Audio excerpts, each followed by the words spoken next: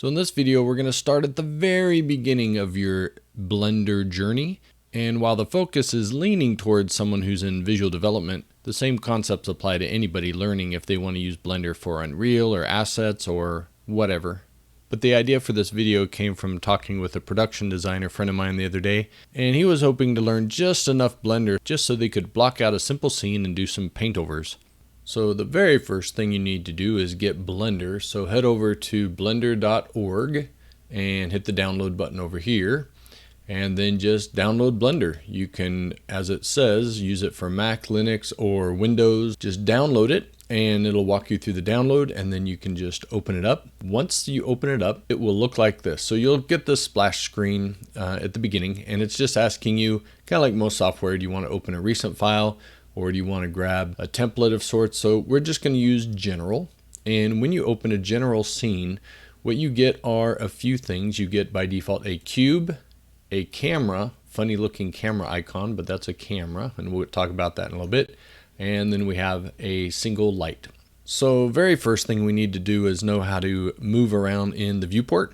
So this software is unique in that it uses the middle mouse quite a bit. So if you hold down middle mouse, you will see that's how you tumble. If you're coming from Maya, you're used to using the Alt and left mouse, but for Blender, just the middle mouse all by itself lets you tumble around in your viewport. So that's tumbling. You can also, up here there's this little wheel. Don't click any of the color buttons here, we'll talk about that later, but click kind of like in the gray space here. You can left click and drag that if you really want to use your left mouse, but really the middle mouse is what you're going to get used to, so just start with that. No, you can do it over here, but generally just middle mouse here. So that's tumbling. Next, how to pan around. So for that you hold shift and middle mouse again. It's all about middle mouse, so you're going to be holding middle mouse quite a bit. So that's shift and middle mouse for panning around in your scene. And then zooming in and out, you could use your scroll wheel, but also control with middle mouse and then dragging up and down lets you zoom in and out in your viewport, or move closer and farther from your generic perspective view. So we're not looking through any particular camera, we're just looking through a generic perspective view at this point. So just spinning around, you can see way up here it says user perspective. So we're looking through a perspective view. And I'm going to click away so nothing's selected, and then a quick overview of the default of the interface. And we're just going to stay in this overall layout for now, just to make things simple so you can get started. Up here you have an outliner, you have a camera, a cube, and a light, which we looked at before, but this is where you can see a list of everything that is in your scene here. And then down below here, this gets a little funky. All of your tabs, these are all different tabs related to, from here down, these are related to whatever you have selected. For example, I have the light selected, and the orange square here, this is your object property tab, so your location, rotation, scale, and some other stuff, so that you can hand type in values if you want. So right now we have the light selected. Let's select the cube and look at that. So you have location, so say you wanted to move it in the X direction. Up here you can kind of see what direction is what. So that is my positive X in this direction, positive Y in this direction. You can see it a little in that direction, and then Z is up. So Blender is a Z up. So you don't see a blue line, but this would be the up direction. So if you want the cube to go up 1 unit in Z, you could just come over here and type 1, and then it pops up 1 unit, which is 1 meter in Blender. So it just popped up 1 meter. Or if you just want to move it by hand, let's talk about your controls to move an object around. So over here on the left side, like all good software, you will see the move tool. So click on that. Ignore what it says about shortcut. We're not going to talk too much about shortcuts because it's just something when you're learning in the beginning, it's easier just to do it the quote long way. Just like when you're following directions to get somewhere. Sure, there's probably a secret way you can do back alleys and side streets to get somewhere a little bit faster, but just get on the freeway, take it the nice straightforward, minimal turns necessary, and you'll find it easier when you're learning. Now, if any of you are experienced watching this, you're used to the hotkeys, of course, so that for you is easier, but for somebody just getting started, this is the easier way actually. So I'm going to hit the move tool. So I hit that button to move. And if you pull up in the blue arrow, that is your Z axis. and you can see your Z value changing here. So I'm moving that up and down. If I click on the green axes, you can see I'm moving along the Y axis over here. That value is changing. And same for the X over here. I can move that way back and forth. Rotation is the next button down. So you click on that to rotate. Oh, you know what? Let's go back to the move for a second. If you grab in the middle, you can move it in all three directions at once. Slight catch on that is you're moving it relative to your camera's point of view. So sometimes you're not where you think you are. For example, I'm going to make a quick copy of something here. So I'll talk about copying later. So if I want this cube on top of that cube, and I think I can grab it from the center and just go like that, it's right on top, but I'm nowhere close. I mean, I'm closer, but not super close. So grabbing from the middle sometimes doesn't let you, if you want to line them up right there, it's relative to where you're looking, right? So if I do it this way, and we'll go over how to look through orthographic views later. This is like the long way. I don't recommend doing it this way, but just showing it does make a difference where your point of view is, perspective point of view, to determine what kind of alignment you might have on an object like this. So I'm going to hit delete just to delete that cube. If you're dying of curiosity how I made that copy, if you have an object selected, it's Shift D to make a duplicate. And then as soon as you let go of Shift D and it makes a duplicate, the object is stuck to your mouse. And wherever you click, left click, that'll drop it in place. Delete. If you make a Shift D and you move it off and you want it to go back as a copy, but to stay there, you can right click to let go and put it back where it was. So now both of them are stacked on top of each other, and I can move one away from the other. But that's getting a little advanced already. But again, just saying the middle of the manipulator here is how you would move your object in multiple directions at once. I'm going to zero out my location. Let's just put it back. So I'm going to select through and type 0 for all three. And now it's back to the origin. I'm going to scroll wheel in a little bit. If you have so one hotkey that is useful, if you have a full keyboard, on the number pad to the far right is the period button, like dot. That will frame on your object. If you don't have a full keyboard, maybe you're working on a laptop, then you can just go to View, Frame Selected, and that'll do the same thing.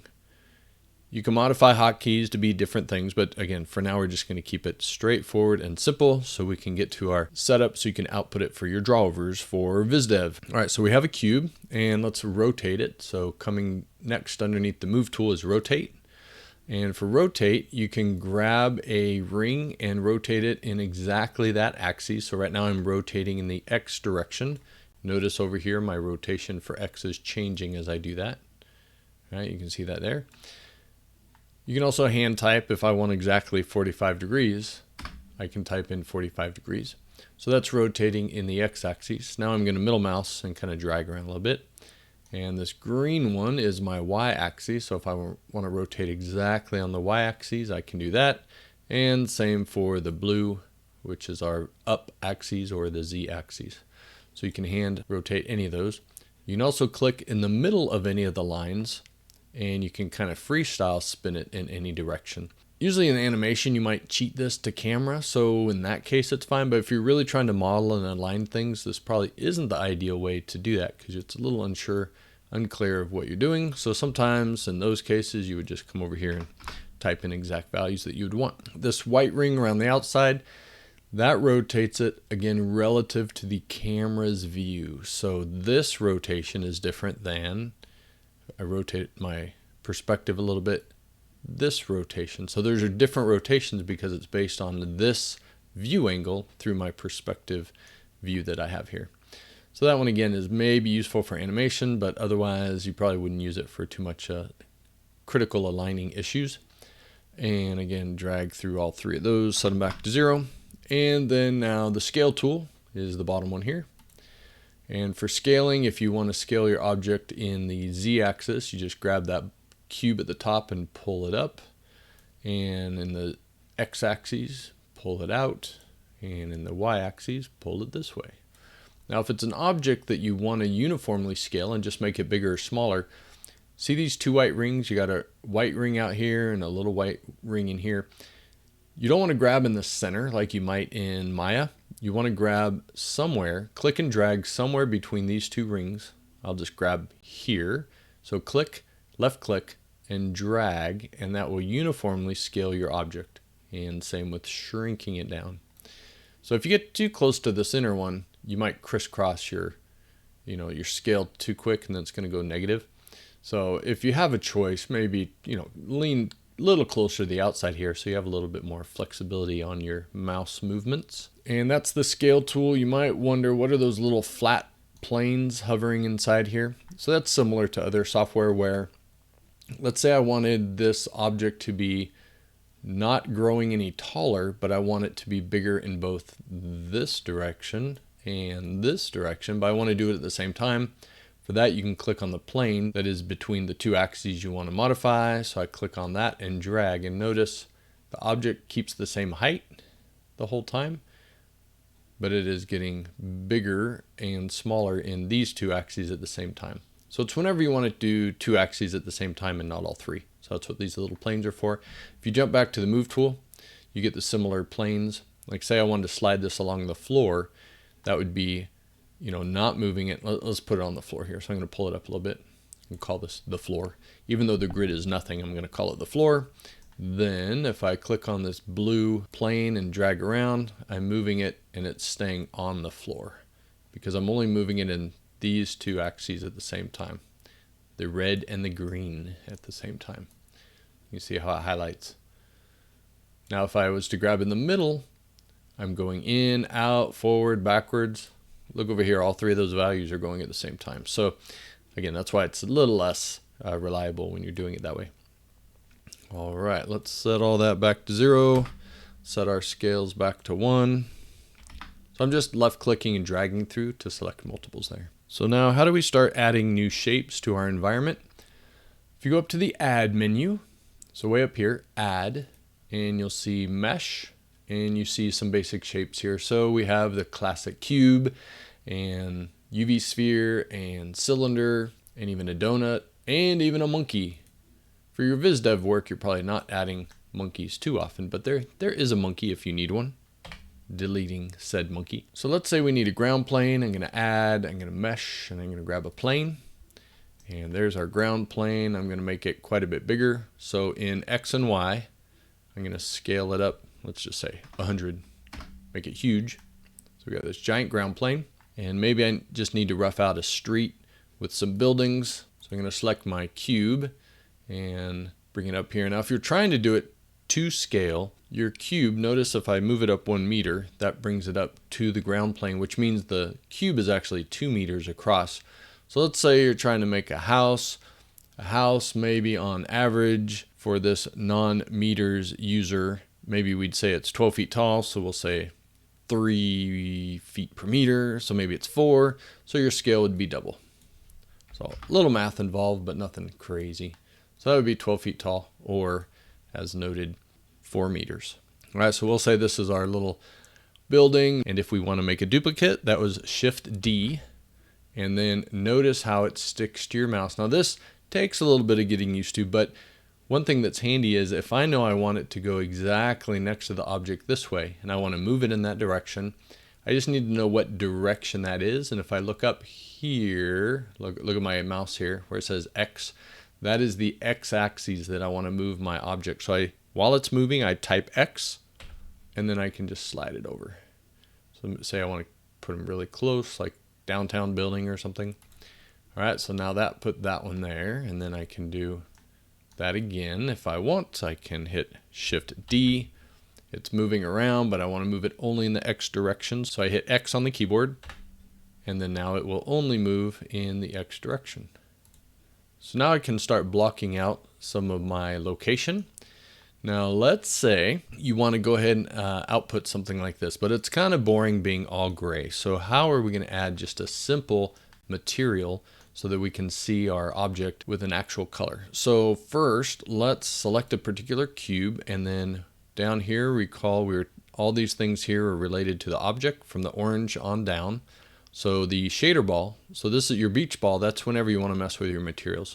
So click on that. and it has a material assigned to it already. So this is our material. If you want to change the name, you can call it something, that's very specific. So actually what we should probably do is just call it relative to its color. So material yellow, I'm going to change my color here by going to base, pick yellow.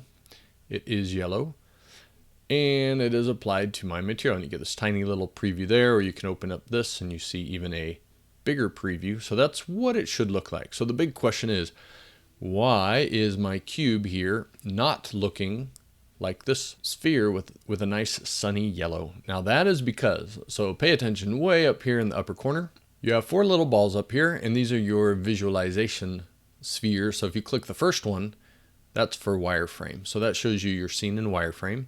The second one is what we were already doing. They call it viewport shaded, so just like a gray shaded by default. You can change these colors, but let's just say for now gray shaded. Then this third button is for like a look dev or a material preview. Now this is using a sky dome surrounding it, which you can't see by default, but there's an image technically that's shining light in a way, kind of like an ambient lighting to light the scene. And then if you want actual lighting that you're going to control, you want to go to the very last little ball here, which is for, what do they call it? Oh, rendered. So click on that.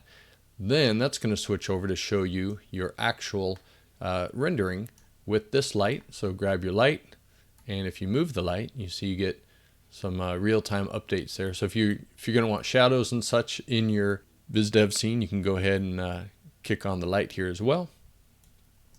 All right, so we have a light and we have our objects. So let's add a little space there. If I select the light and move it, you can see the shadows are updating real time. So you get a pretty quick preview of what you're looking at. And now what I can do, if I select the second one, because it was a duplicate, it's using the same material as the first one. So let's say I want a different material for this one. So I'm going to select the material and hit a minus to get rid of it. And I'm going to add a new material. I'm going to call this MTL red. Same thing. I'm going to go to the base color and make it red.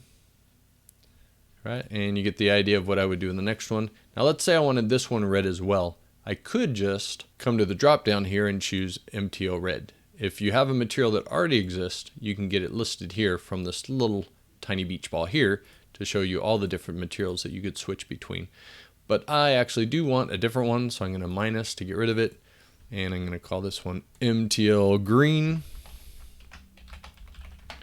And I bet you guess what color it's going to be. Green.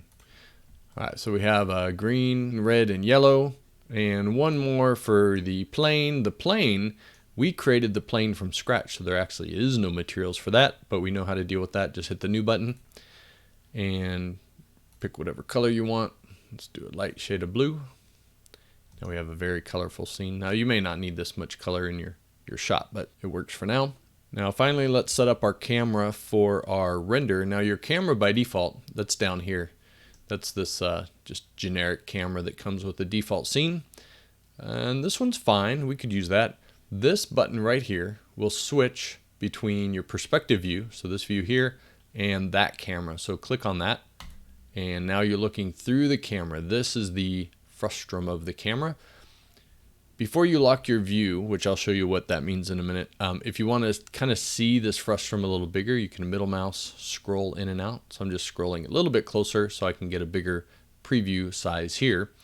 The problem is if I middle mouse click, say I want to change my camera framing, if I middle mouse click away, then I go out of the camera, which is fine. That's a feature of sorts. But if you want this to stay locked to your camera, what you need to do is tell the camera to pay attention to your view, which is this, what you're viewing through. And the way you get to that, see this tiny little arrow over here? There's like a tiny little arrow. You're going to click on that to open up some extra tool settings here. And you'll see there's actually a view tab. So third one down, hit view. And if I open this a little bit bigger, you'll see here it says lock camera to view. And that means when you're looking through the camera, lock the camera so that as you're changing your view, you're also moving your camera. So it's like look through in another software, or Pilot if you're using Unreal. So same idea. So click on that. And now if you hit N as in noodle, that will close that window. So that opens and closes that window. That is a handy hotkey, N. And T does the same thing over here on this side for your toolbar. But anyway, back to looking through our camera. So you can either click this icon again to look through it, or as it tells you, number pad 0, if you have a number pad, you can type that. Now when I make changes to my view, it's moving the physical camera in space to be able to frame it in a different way. Oh, that's right. This little guy here, don't worry about that for now. It's gonna probably have to be a little different class. That thing's called the 3D cursor. It gets a little funky, but just ignore it for now for the very, very beginner here. If you happen to do something that moves that, for example, something like that, I'm holding shift and clicking right mouse, which I think is something you'll probably do on accident. And you're like, what am I doing? What's this? A little sneaky trick is, let's just ignore it for now. You can send it back to its home if you hold Shift S, cursor to world origin. So it says snap 3D cursor to world origin, and we'll just leave it there. That's the origin 000. And if you don't even want to look at it, you can go up here to this little drop down and uncheck 3D cursor. Then you won't even have to look at it, which is nice. Then we can just ignore it for now. We'll come back and deal with it later. But for now, if we're ready to go ahead and output a render of this, so we like our lighting, we like our position. Let's say we're looking down a street. You know what I'm going to do? I'm going to select all 3 of these. I'm going to hit Shift D to make a duplicate. And Y, the Y key on the keyboard, will let you slide that to the other side. So just making a street here.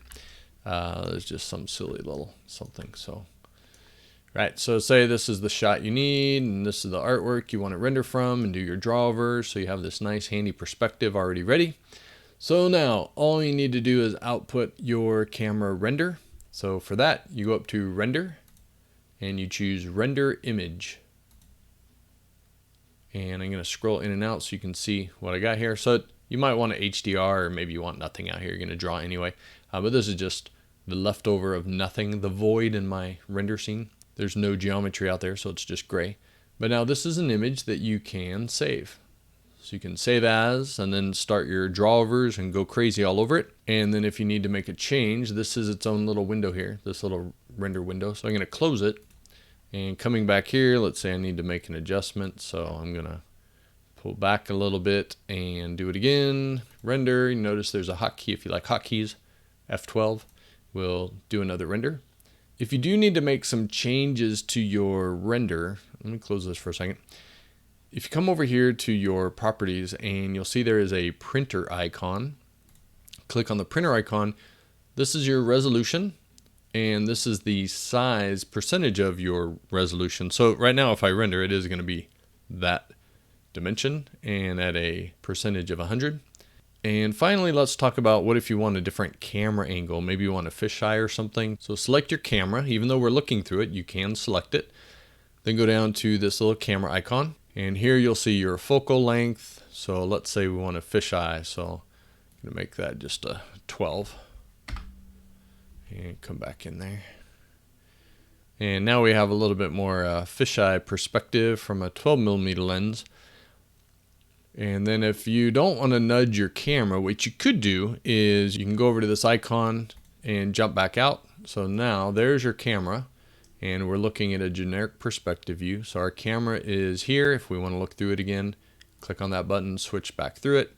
Let's go back and change back to 50 and pull back. What if you get the perfect position and you don't want to move it at all? What you could do is go to your object properties here, which is this little orange box for your camera. Select your camera, select the box. Maybe let's call this cam wide, right? So that's your camera. You don't want to ever move this. This is your hero shot, and you don't want to nudge it because now all your drawings are based off it.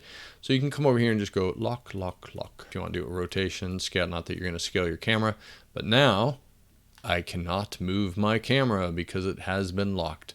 So that's a safe way, because right now I'm technically looking through it. If I was to middle mouse drag, well, let's do it. Let's do this. If I have middle mouse, then I'm changing my camera position. I'm like, no. I mean, I can hit undo, but maybe you just don't want to nudge it accidentally sometime. If this is your perfect framing of a shot you want, then go ahead and lock all those. And then now I'm middle mousing and I can't move it, but I can jump out of it. And there's my camera here, and there's my scene here, so that anytime I need to go back to that camera, I can click on the camera here and go through it. What if I want multiple cameras in my shot? You know, maybe I need a few different angles. You just need to add another camera. So I'm going to go add, and then I'm going to go down here to camera. And now there is another camera. You can see it's selected at the origin. And I'm going to type cam fish, because that's my fisheye camera. Now currently my render camera is the one that we're looking through. So how do I change and look through the fish camera?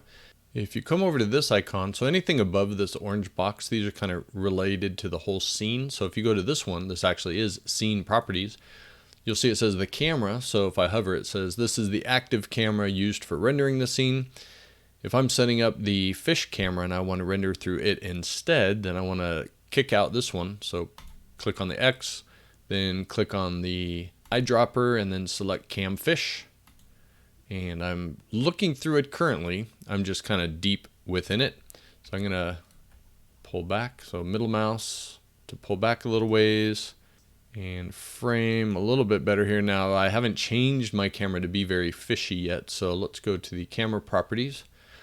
And I'm going to make this one go back to 12 and come in a little closer. So here's my fisheye lens. And now when I render the scene, that is that camera. And in the spirit of keeping this very intro and very short, I'm going to pretty much wrap it up here because that's just the basics from a VizDev point of view, just to block out some shapes for perspective. But I do want to show you a couple more things. I'm going to jump out of the camera here by clicking this button. And so here we can see I'm middle mousing around, but sometimes maybe you need an orthographic view.